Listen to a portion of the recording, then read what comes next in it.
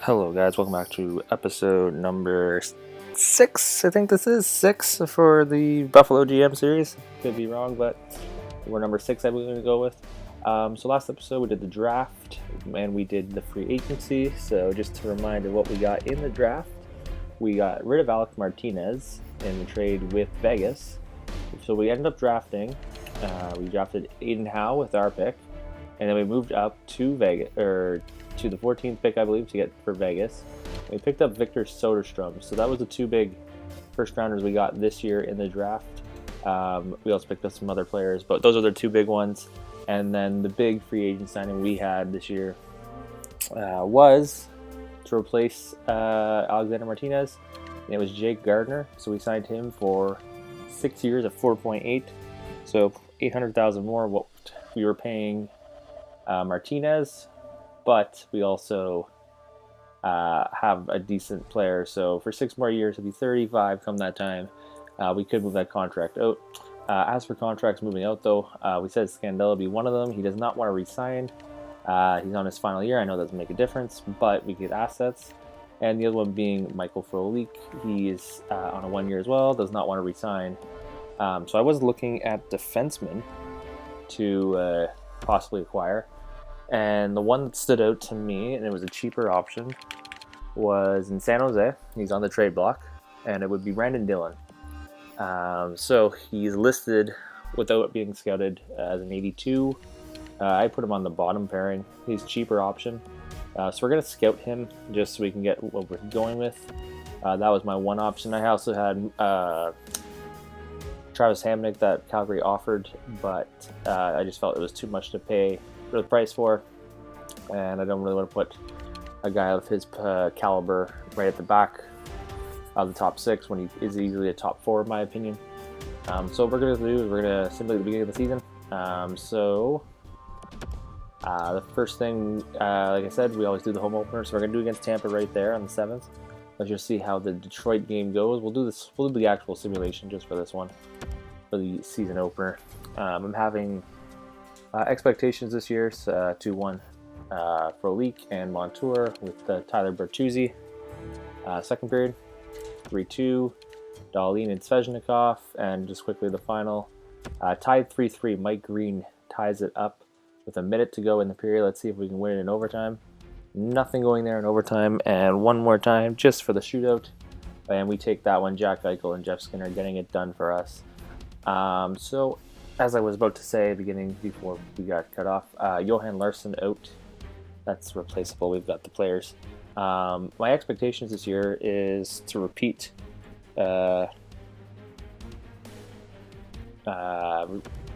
sorry, we want to repeat what we had last year, but I think we could get better.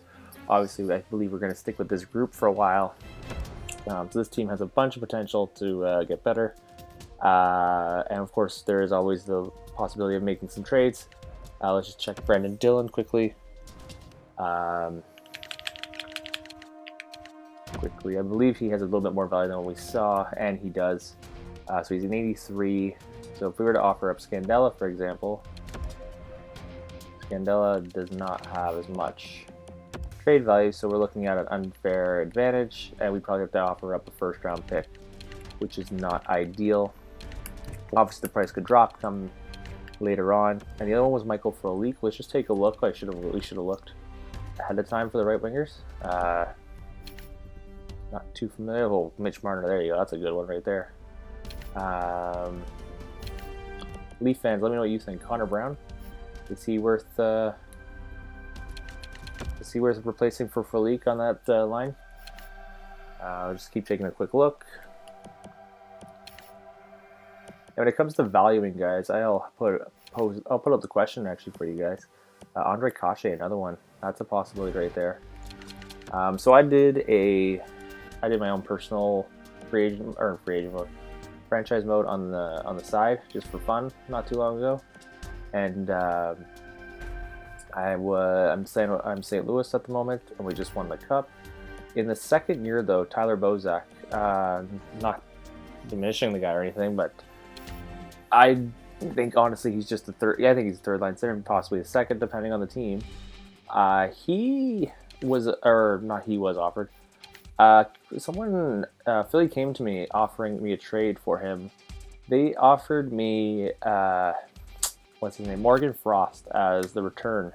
So I don't know about you guys, but I think they very overvalued Tyler Bozak on that one. Let me know what you guys think about teams overvaluing players in this game. Another way there, Kelly Yarncroc will scout. I know he doesn't have that much value and he's cheap. But yeah, let me know what you guys think. Like I said, Tyler Bozak for Morgan Frost, and that was them offering Frost up. Frost didn't take that long. He ended up joining the team, made the playoffs, won the cup. Simple as that. Not many other players I could see for that third line. I think that's it. That's all we got. So a couple players right there. We'll take a look though come a couple days. But right now, let's just get into the home opener, guys. I know I'm rambling a bit. I'm not feeling the greatest. My throat is dry. I think I'm coming down with something again. But so for this one, I'm not going to do commentary, and I'm not going to do my post game. It's just going to be just simple highlights. That's it. Cool. So I'll see you guys after the game. Pass off the boards from the slaughter wrister, swept aside. A shot, score.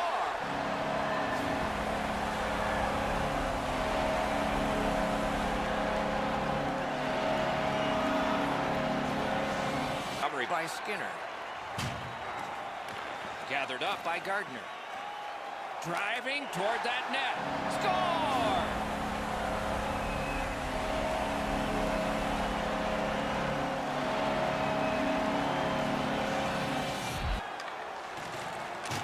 A big hit. He scores! 3 straight goals.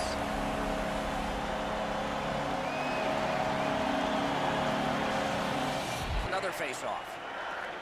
The Sabres with a neutral zone possession along the wing. Score! And that's 4 straight goals.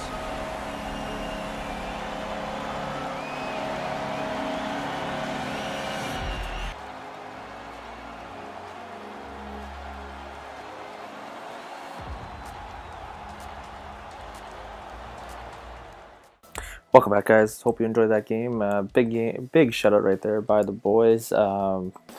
Nothing really to comment on. They played a great game altogether. The only issue was at one point in the first period, we were giving up a couple chances that we just let the Lightning walk into the open and just letting shots rip at Hutton.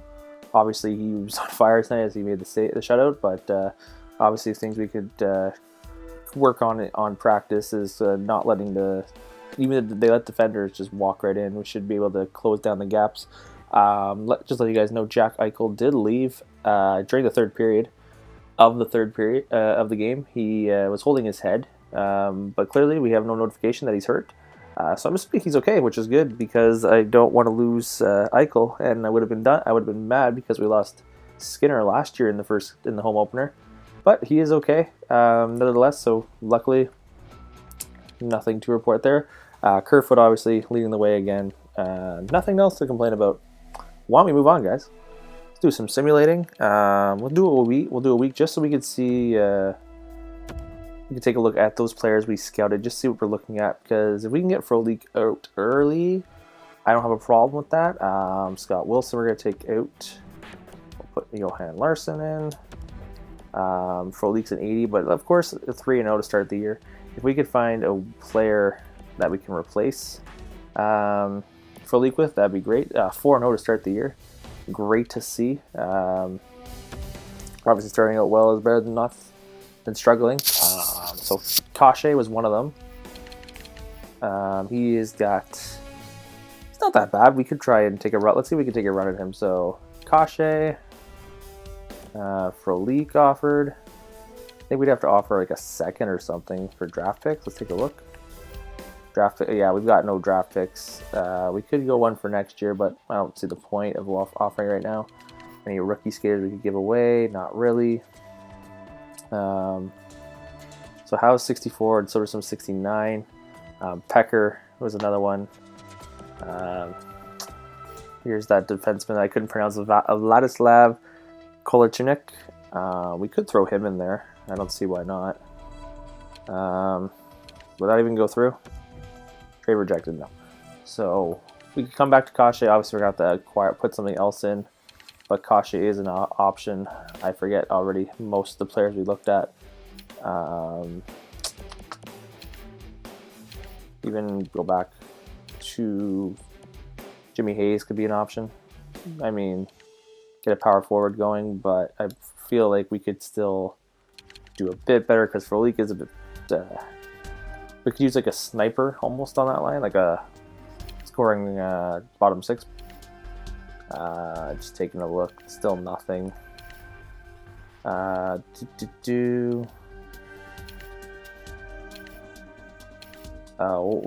Yarncroc. See, low trade value. Let's let's see if we could do Yarncroc. They'd be over the salary, so they'd have to give us a player back. Is there anyone they can give back that's not going to affect us? Not really. Not really. Unless Colton Sisson, is that still that Colton Sisson would work, but I feel like trade rejected. So Nashville's pretty much out of it for that, just for budget constraints. After that, I don't really see much that we could do. Yeah, there's like nothing much else we could do. Connor Brown, like we did say, 81. Could we do any damage with that, or once again we have to add like a player? Let's see if we just throw in that defenseman, Kolachunik. That could work. Let's see if that would work. See if that works, guys. We'll take Connor. So it'll be Connor Brown coming back, replacing Frolik. We are getting younger. He's only 25 though, and we're getting a better overall. And then we're giving up Vladislav Kolachunik. Let's take a look, guys. If this goes through, I'll be happy with it. Adding Connor Brown to that third line. Young guys. Let's see. No, still nothing. Okay. Obviously, we don't have to make the trade right now. We could obviously wait for not free agency. I keep getting everything messed up. Another one, Jake Virtanen. Got him in my offline one. Came in pretty well. So no one right there, just by our looks, but no one able to pick up. That's fine. Let's just keep simulating. Maybe if a trade off, or what if we change the trading block to what we want? Never touch that. Let's see if we can do something. So wants. We want starting goaltender, second forward. Okay, we already have that. Potential. We'll go for scoring actually. Potential 2 at least. I don't know how this all works. Sure. 30, I can boost that up. I don't see the need to be 30. I'll even go 30. I'll go 37 as the highest. So let's just keep simulating, guys. We're doing good with this team. Don't want to change too much up. Like I said, I apologize if I'm not as energetic this one. I'm trying to do the best I can for you guys. I'm just not feeling 100% right now. Keep winning. And of course I spoke too soon. But 5-1, not a bad record to start. And now we're going to take a couple losses, like I jinxing it. David Schlemko, too much for 1 year. Back on the winning track.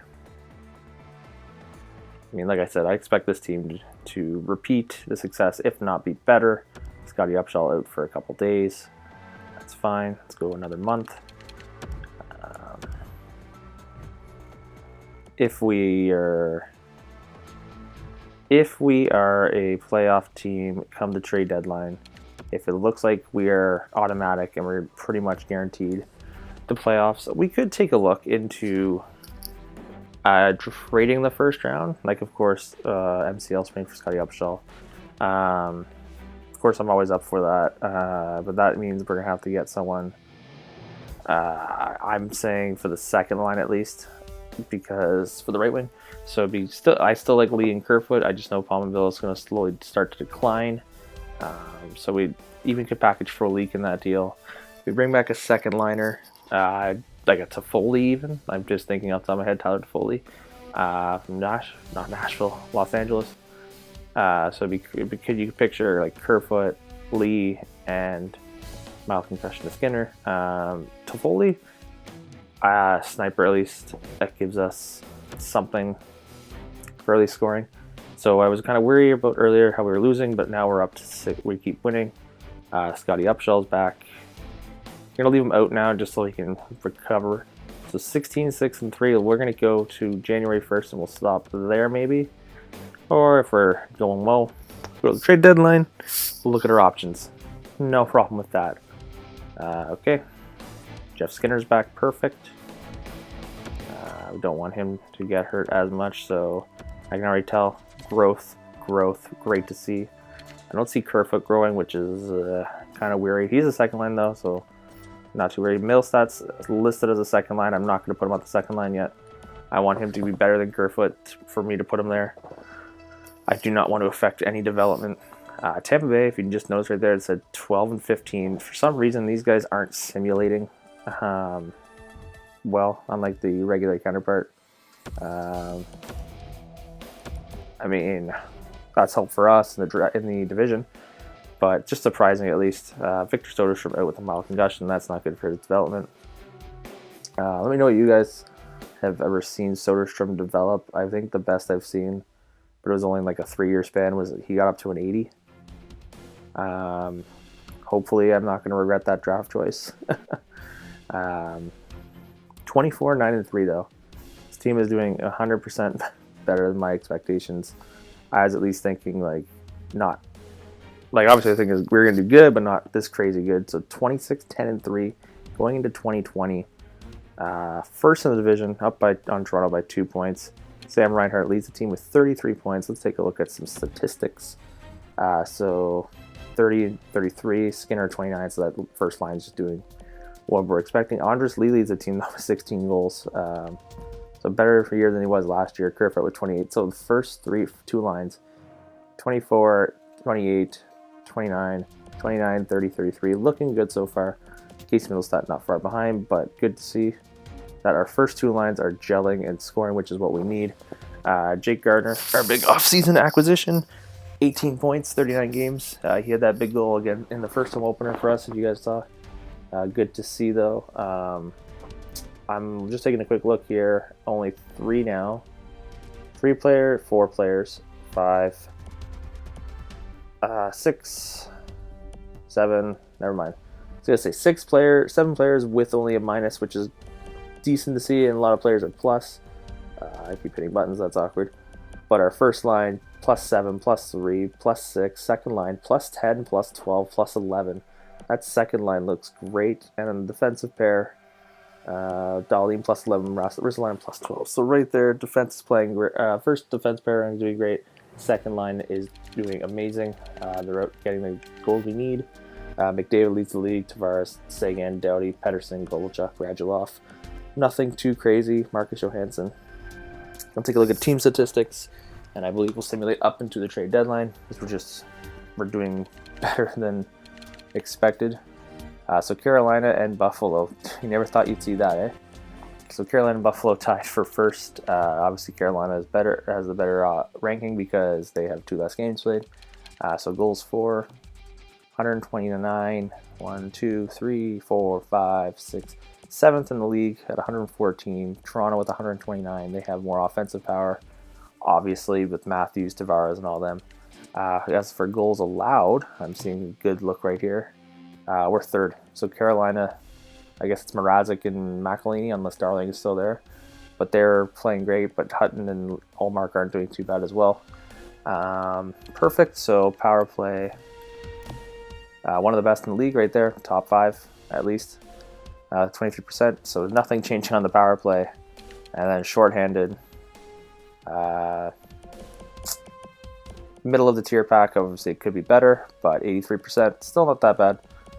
First place, 87 though. Of course, yeah, so we're doing not too bad, guys. I think we might end up having to trade that first round draft pick possibly and try and get an upgrade. Let me know though, guys. We will go through the options though for who to trade for, and we'll see what we could get for that first round draft pick. So we're just going to simulate up to the trade deadline. This might be effect because I know for some reason random voodoo would happen that you have such a good record, you simulate up to a little bit longer than you would do before, and you just completely shit the bed, I'd say, and lose your great record. But no, I'd hope this team's not getting 30 wins by what would be the All-Star break, and Palmerville's out. And we got 31, 31, 32. Want to make it 32, boys? Jason Palmerville's back. If we can get 32 wins by the All-Star break, I'll call that a success. So yeah, Palmerville's dropping. He's now an 81. He was an 82 earlier. Still a second line, but if we could get a proper second line player like a Tyler Toffoli, and you'll see why I go back to Tyler Toffoli, it'd be great. So even right there, Kyle Palmieri, he's one. We just take a look. We're not going to make the deal right now. So Kyle Palmieri, he's the second line, 10, 23, 48. Just taking a look there, 5 stars mostly across the board, 4.5 mostly also. He's got 2 years left at 4.925, and he's playing for a team that is contending by the looks of it. I don't know why we want to do that one. So we can take a look at the Palmieri trade after, but Palmieri is one guy, they just gave it to us. I would prefer, though, to get a scorer. Not saying Palmieri isn't a good option for us, but getting a scorer like a Tyler Toffoli, I'm going to keep using him as the reference to put on that second line would be great. We are not going for Ty Ratty, only because he's an RFA. We cannot sign him to play for the rest of the season with us. So there's no point in giving up a first for a guy who's not going to play until next year. Reinhardt's back, which is perfect. So we're in the final month coming up to the deadline. First and Saboka, so that gets rid of that. But Connor Sheary coming back. No, I don't value Connor Sheary in a second for a first. Obviously, people might think different, but I don't see at least a third liner. No, we're not doing that trade. We're not doing a third liner for a first. Now that's a decent trade we could talk about. So Jason Zucker. Only problem is he's a left winger. 5.5. We're going to scout the players we have and answer what we got. So take a look at Jason Zucker, 28 years of age, 11 goals, 21 assists, two-way forward. Obviously, we would make some exceptions if this was the option. So Jason Zucker, that's why we're going to scout him. He'd fit into that. He's making 4 years at 5.5. So Jason Zucker would be a good fit, but the only thing is, could we throw Michael Frolik in there? No, we're gonna have to probably throw in that third, and I don't want to give too many draft picks. But like I said, we can move some stuff around, see what happens. Tage Thompson right there out till March. But Palmieri, Jason Zucker is not a weird but different. 2 firsts in Saboka for Duchesne. No. Tempting, but no. We have enough centers. Kyle Palmieri back. This would be draft picks for next year. You can still think about that. So they want to go next year for draft picks. Gonna keep going though, guys. Let's see how close we can get to 40 wins by the deadline. Rasmus Ristolainen's back.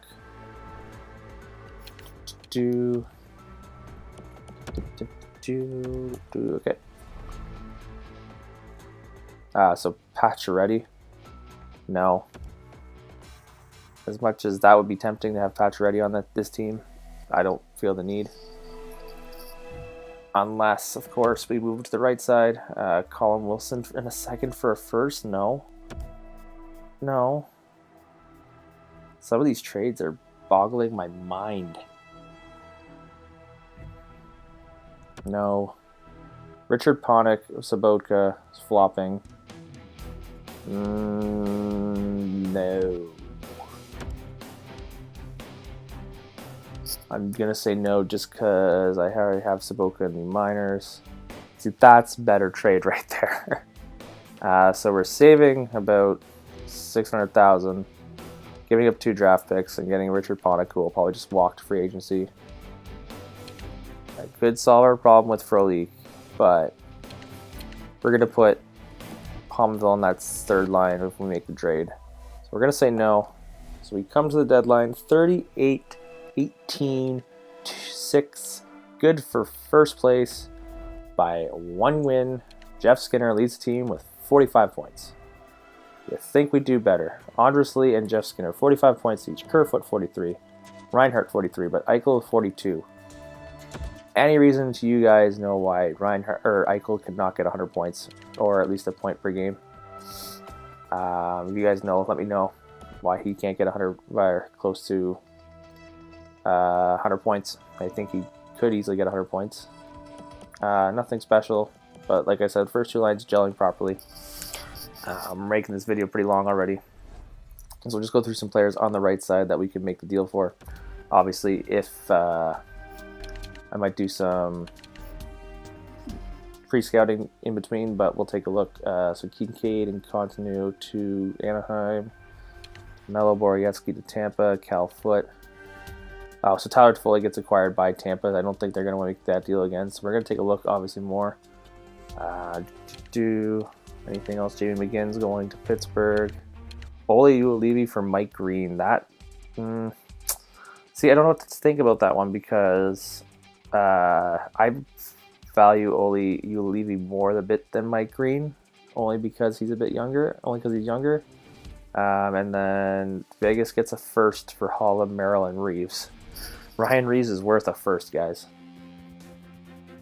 I don't think, no offense to Ryan Reeves, but I think they could have not given up the first for that. So we'll take a look on the right side who we could go with. So Silverberg is an option.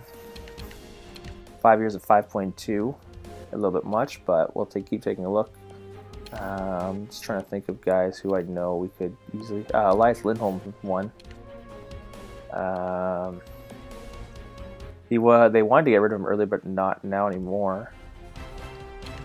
We'll come back. We could look at Elias Lindholm. I might just scout him for myself, guys, and see what we could do. Elias Lindholm would be interesting. Gustav Nyquist, no. I'm saying Atkinson, no. I feel like I'm about to die with my throat problem in a second. It's killing me. Oh,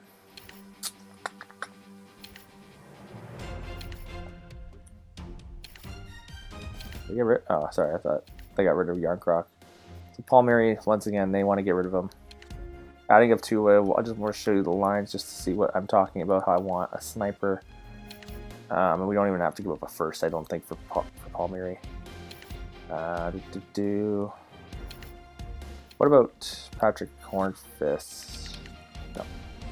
I'd rather get a guy that's got like 2 years left than a guy that's got like 5. Let's take a look. We will take a look in, as I'm here now, we'll take a look quickly at why Pacioretty they want to get rid of him. So 6.5. So that's pretty much my sniper that I want in a way. Putting on the right side though, and you're making that much. So what do? We give up first for this. Are they, first off, okay, so they're nowhere close to getting at the playoffs, so we give up a first. That is not what I want. We're not giving up a first for this year. We give up first for next year, only because I don't want to give up nothing for this year. So a first for a leak. And then what? Like Kolochunik. And I still think we need to give up more. So Pacioretty, I will put Pacioretty as an okay one for that. We can take a look at Pacioretty. But we'll not make him our first choice. And so there's not much, guys. So it'd be, like I said, Silverberg is one option. A Lindholm could even be an option. Just taking a look. Give up first for next year. I know I said I don't want to go more, but he is at 5 years. They don't want first, but we'll take a look. So 5 more years at 4.8, fairly cheap. I don't see anything wrong with that. Obviously, they're a contending team now, so that's the only issue with that. But we could obviously take a look at Elias Lindholm after. We cannot go there because I know they're a playoff team. After that, guys, it's very hard to determine what we can and what we cannot have. Only to make this realistic. Ilya Kovalchuk, if you had 1 year left, I consider it, but you have 2 left. I don't want to pay someone $6 million who's probably not going to get what I want. Palmieri. I think Palmieri might be our option, guys, but of course we'll take a look. Let's just make sure they're not. See, they're a playoff team. They're a playoff team. I don't know why you want to give up that. Obviously, there's probably something you guys probably might know that I don't know, but can you do? So we're already making this video longer than it needs to be. So let me know what you guys think. Anybody at this point would make a good acquisition for that second line. Besides that, that's it for me, guys. So next episode, we'll make the trades, play against Toronto, go for the playoff push. But for now, that's it. Like the video, subscribe, comment below, follow us on social media. You guys take care. Have a great night.